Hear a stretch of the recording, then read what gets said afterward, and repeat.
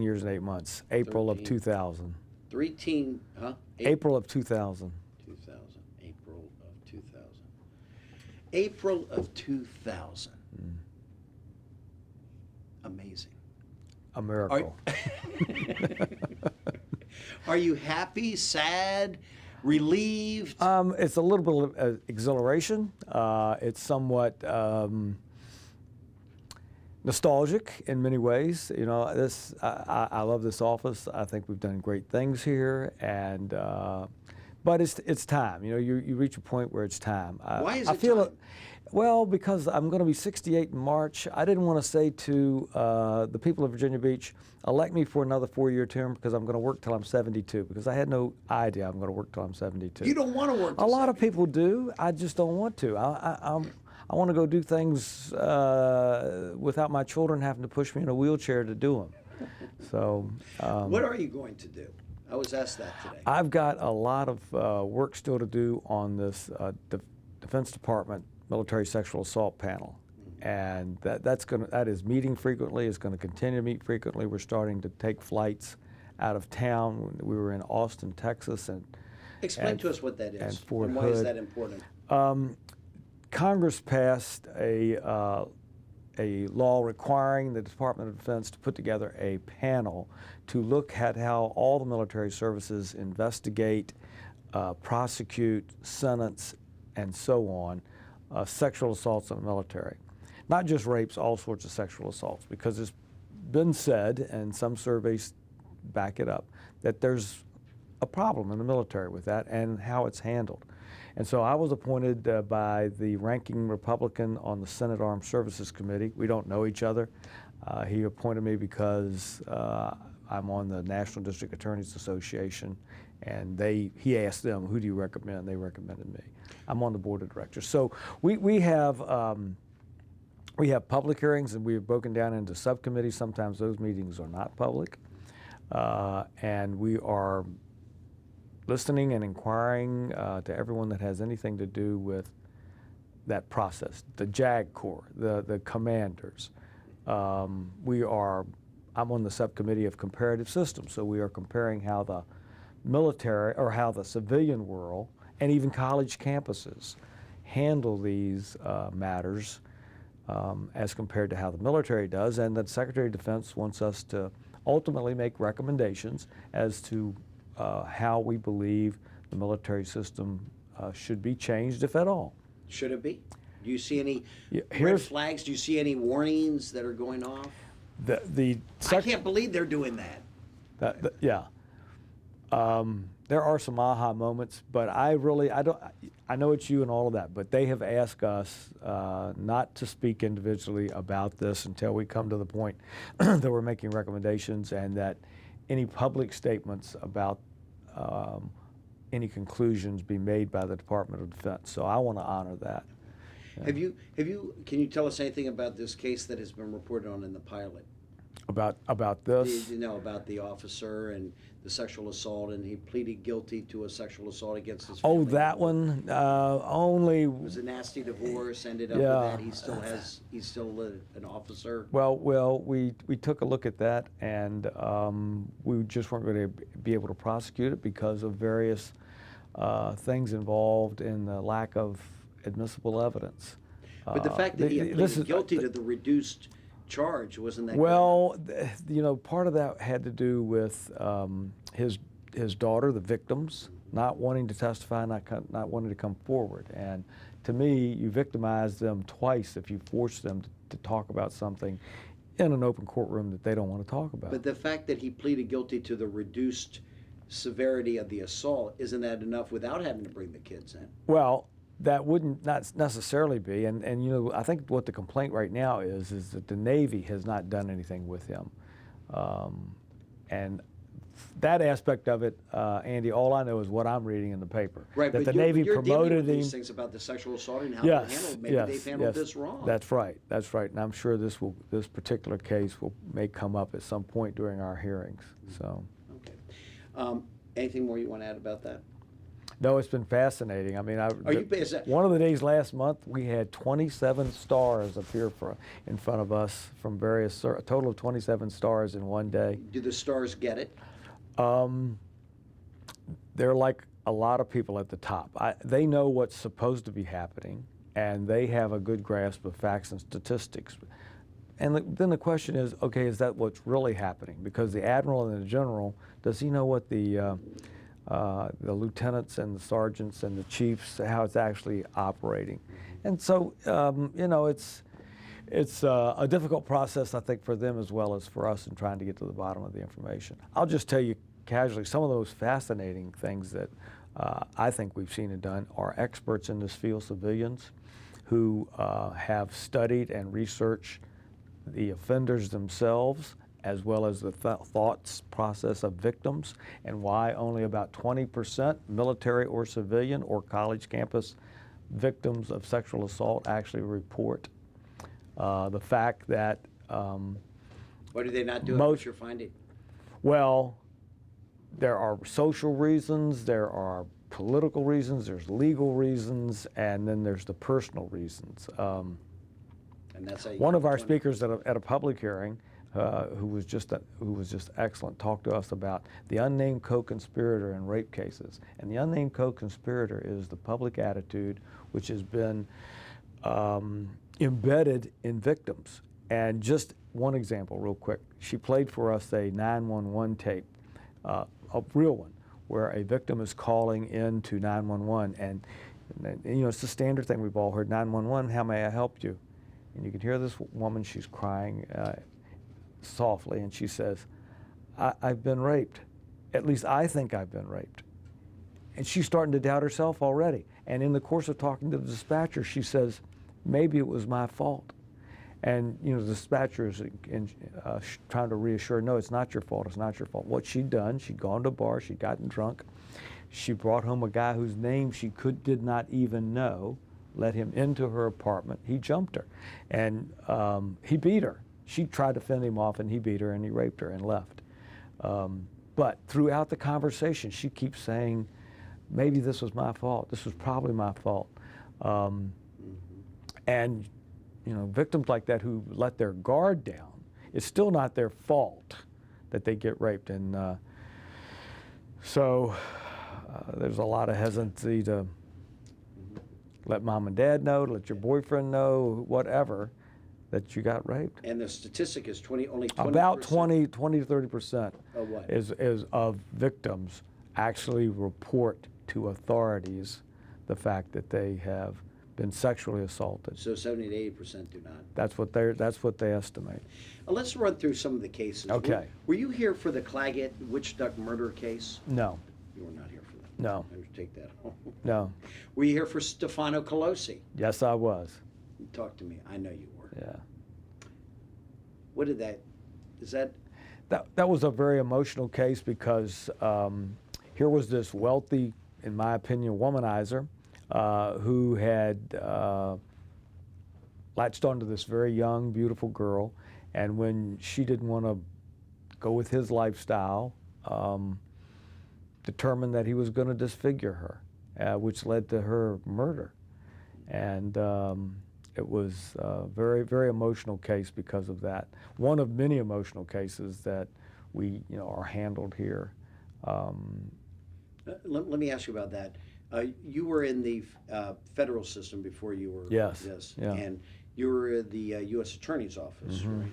And you became very good at, and I mean no disrespect, because there is a talent to being able to do this, but one thing I hear about you is that you're very good at turning witnesses. That you're able to get them, and that's what you did in this case. That's what we did in that case. You were able to get Larry Davis to turn and to become the believable witness that puts Stefano Colosi behind bars forever. He gave us a lot of cooperation about Colosi's actions up to there, which I think convinced the jury, along with cell phone records and the person who actually went in and threw the acid in her face. Yes, Sproul. Mm-hmm. I mean, how did you turn him? What was the strategy? Well, I think he knew that we had him dead to rights, and that if he didn't cooperate, Colosi was probably going to walk, Because he was caught with a gun, and he's a convicted felon, Yeah, wasn't supposed to have a gun. that we had over his head in federal court, yes. And so you go to him and you say, hey, need some answers here. Right. And what'd he say? Well, ultimately he said, you know, what do you want to know? Yeah. What other cases? Well, we had, The police officer, Petesky? yeah, that case we never really tried because you remember Petesky shot and killed the guy who shot him. So we tried 2 others who had been involved with the IHOP robbery, which led up to that. But why don't you give me a couple of other cases? Marcus Garrett was when Marcus Garrett crawled through the window of a friend's apartment, shot that female friend, said, "You're the first to die, bitch." He was actually after his his baby's mother, who he'd been going with for a long time. Went into an apartment and shot at point blank range in the head 2 men who he'd never seen in his life, who'd just been in town less than 24 hours, less than 12 hours. One had just graduated from dental school, one had just graduated from law school, just gotten married, because they were there, and eventually went out into the hall and at point blank range shot the mother of his child. So, and we asked for the death penalty, we didn't get it. And that was Marcus Garrett. Okay, another one? Carl Walton. Carl Walton shot 2 women who were sitting in a pickup truck, or van actually, just outside his house in broad daylight because he thought they'd stolen $600 from him. One of them he treated as if she was his sister, but he was a violent guy. He'd already been convicted of one manslaughter. Should Dusty Turner get a full pardon? No. Why? Because he was prosecuted under a legal theory that made him equally responsible whether he was the actual murderer or not. And those instructions were given to the jury. And they came back in each case and found each one of them guilty. The Lansdowne hit list? With Phillip Bay, the Phillip Bay case. Yeah, I wondered every time we have That dealt a lot with goth and dark side stuff. Yeah, and what I learned from that case was all these school shooters worship and study other school shooters. Phillip Bay knew every detail of every mass shooting we've ever had in this country, all the way back to the Texas Tower shooting. And they all do that. He knew all the details about the 2 guys in Columbine, what they used, what their methods were, how they were dressed, what they said in their writings afterward. They study these people, they worship them. And all these school shooters who are in custody, who haven't killed themselves in the course of this, I just know in my heart that when they hear about another school shooting, they are spinning around like a top. You know, Phillip Bay's goal in his life was to beat the number of dead from Columbine. He said that over and over again.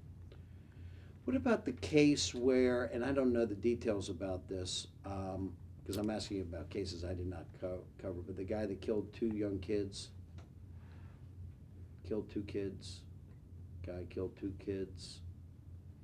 How long ago, do you know? No, a long time ago. How about the Decker case? Anything you want to say about the Decker case? Gag order. Yeah, there's a gag order on that from Judge Mahan. Right. Yeah. Okay. Any other case of really? Are we not permitted to say it's a long way off still? It's October. The only thing I'm allowed to say, I've been told, is court dates. Yeah, it's been continued. Are we on the Decker case? Yeah. It's in October? Yeah, it's now October. The first continuance was to give the defense 14 months. Now there's another one from the March date into October. That's one of the toughest things in these murder cases for the victims, for the families. You know, I have said repeatedly, and I'm going to take the opportunity to say one more time, there's a speedy trial right for the defendant. And all the time I've been doing this, I've never seen a defendant who knew that they were going to be convicted ask for his speedy trial. They don't want the speedy trial. They want it put off. We need in this state and in this country a speedy trial act for victims, that these cases have to be tried in some period of time. Right now it's open-ended. It's open-ended. And you think it's unfair to the victims? And yes.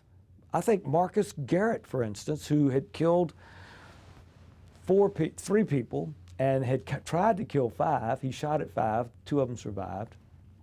It took us 3 years to get the verdict and a sentencing. That's not right. The Navy wife?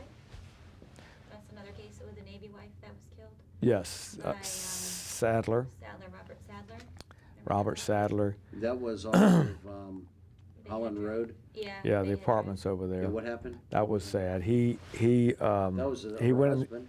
No. her husband was out to sea. Yeah, Husband was out to sea. right. And the sadness there that just continued on and on was after he went in, he lived right above her, got her to open the door to help him do something, and went in there and killed her, and we believe sexually assaulted her, but and some of the evidence seemed to indicate that. The husband comes home from sea, and after there's been a plea and a sentencing, at a point, her husband committed suicide.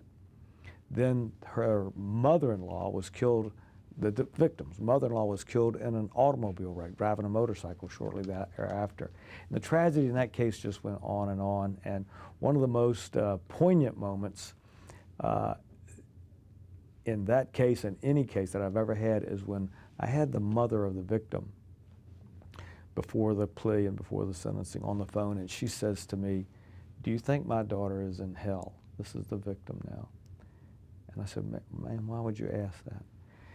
She said, "It's breaking my heart because my daughter was never baptized, and I wanted her to be baptized, and she was never baptized." And I said, and Colin Stolley was in here with me because he was trying the case. We put her on the speakerphone. I'm Protestant, he's Catholic. We didn't know what this lady was. But we both assured her that baptism was not going to be, that physical act of baptism doesn't determine whether you go to hell or not. And I don't know that we said everything we could to reassure her, strongly encouraged that she get with a pastor there and talk about it. But even when she was here following the sentencing, that still came up. It was still bugging her. I guess. You get to the end of the day, I mean, when you think about it, everything that you just said that outlines the last 13 years of your life has to do with these terrible things that have happened. Do you ever get to the end of the day just beat, emotionally spent? I mean, the last 15 minutes. Look at all these things you've just talked about, and you're a compassionate guy. Yeah, I think the wonder of it for me is that I think I'm still normal, and my heroes and what keeps me online are the homicide detectives who have to actually go over there. And I've been to many scenes myself, but they're the ones who on a regular basis see the gore, the horror, the blood, and have to deal with the families first before we ever do, and how evil men can be, and I don't mean men, just males. People can be, human beings can be to other human beings, especially the child cases. Those shaken baby cases are just god-awful for anybody to have to handle, and some of the child abuse cases too. But what keeps us all sane, I think, is understanding that while it seems like it's a lot, it's a small portion of the population. And that's why it's important for all of us in this office, and I encourage them, get out in your communities, be part of other things, be around normal people, because most people are trying to do it right and live their lives right and within the law. And I think that's what keeps us sane. But it takes a special person to do this. I was telling somebody else the other day about the case of Jared Schwartzmiller. I think you may have been involved in that one. Killed, active, he was rooming, 3 of them were on one of the aircraft carriers. I think the Eisenhower, but I'm not sure. Anyway, she had just gotten married a week or so before, this young girl, her name was Laura. And he was in the room next door, came over, and the crime scene clearly showed that he tried to rape her. She resisted, and he stabbed her with something in the neck. The blood was, the bed mattress was just full of blood. I went out there, and forensics had not taken the mattress yet, and I said, "I want you to take this mattress, and here's why." Her blood You could tell she was struggling. He must have hit an artery here. There was blood as if somebody had sprayed it with a water gun, 180 degrees around that room. And from the blood pattern on the mattress, I think what she was doing was squirming under him, and every time she was moving to try to get out, or he was pushing her, trying to rape her, that blood kept shooting across the room. And her diamond ring was on the nightstand beside her. In her DVD player was Peter Pan. In his room was pornography. See the difference between the two. And he took her from here to Massachusetts, where he went out on a rural road and burned her body in a very obscene way, posed it in a very obscene way. I believe, the investigators believe, to hide the fact that he'd raped her. Because if you rape in the course of a murder, that's capital murder, death penalty time. And we were not able to prove, because there was no physical evidence left of that. But my daughter's name is Laura. And I got very close with this girl's family, too. They were in Florida. They came up. And I kept not the crime scene photo, but a nice picture of her that they gave me on that credenza the entire time I was preparing for that case. And I would turn to it sometimes. Say, Laura, we're going to get him. We're going to get him. You know, that was a rough case. We had I had difficulty with the medical examiner in this one county in Massachusetts getting the daggone body back here. I had to get the Navy involved to get the body back. They were happy to do it. The prosecutor wanted to know how I knew Laura had died in Virginia Beach, because they wanted the case. And I said, well, I'll send you the pictures of this mattress and her blood all over the room, and you tell me you think somebody got out of Virginia alive, because he put her in the truck and drove her to Massachusetts. I said, if she wasn't dead when she got in the truck, she was dead before he reached the Maryland line. Mm-hmm. Right. That's fascinating. So I go back to my original. How do you process all of this? How do you? My dad was CIA. Mm-hmm. He couldn't come back home and talk about things that happened at the office. Yeah. And that he and I had conversations about this, and that was very tough on him emotionally, because he couldn't share what was on his mind about all of this. Mm-hmm. How do you process all of this stuff? Well, I really don't know. As you know, I have a lot of faith in God, and I think that helps. I keep in mind, again, as much as I can, it's not most people by any means. It's a small percentage. Even though we have 1,500 people over here in custody today, almost every day, it's still a small percentage of our population. And I feel like I and the people in this office are part of the solution. We're trying to keep ahead. We're trying to keep them from winning. And that's the fight that I love. I love that fight, you know. And this, I wasn't planning to go here, but when I had my exit interview with the governor, I asked him, what's your favorite book in the Bible? Because I know he's a very spiritual person. I know you are. Don't tell me his answer. I want to give my answer first, and then you tell me his. Mine is Job. Why Job? Because I think Job answers so many questions about our relationship to God. You know, Job, we would say the patience of Job. Job wasn't patient at all. He was aggravated as tar, but he wasn't going to give up on God. And he wanted to know why. Why did this happen to me? Why did this happen to me? And in the end, God agrees to meet with him, and he doesn't give him an answer. He says, I'm God. He said, Job, can you make mountains? Can you make the ocean? Blah, blah, blah, blah. And in so many words says, I don't have to answer to you. You just have to accept that I knew what I was doing. And of course, ultimately, he restores everything that Job lost. What did he say? What did Bob McDonald say? Proverbs. There are 31 okay. chapters in Proverbs, Yeah. and he reads one every single day, and that's helped him that's where he's gotten his skills for being governor, which I thought was of course, the Gospels, because it's the word of Jesus.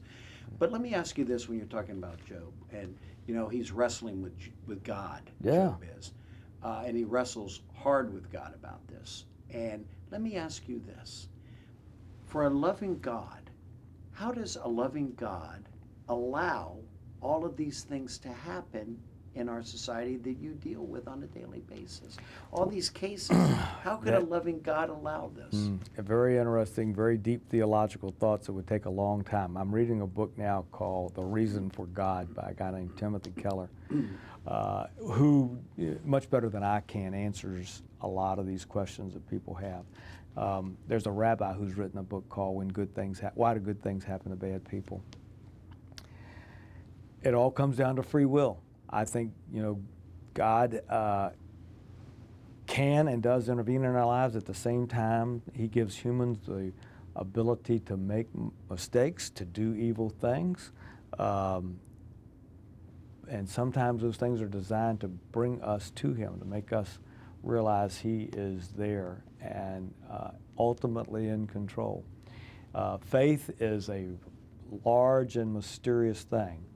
And I know the fact, obviously, that so many bad things happen in the world. People say, well, how can that be a loving God? It doesn't make God happy when he sees somebody abusing a child. But I think that those things lead to other things. There are miracles that are still in progress. We just don't see what the end result is.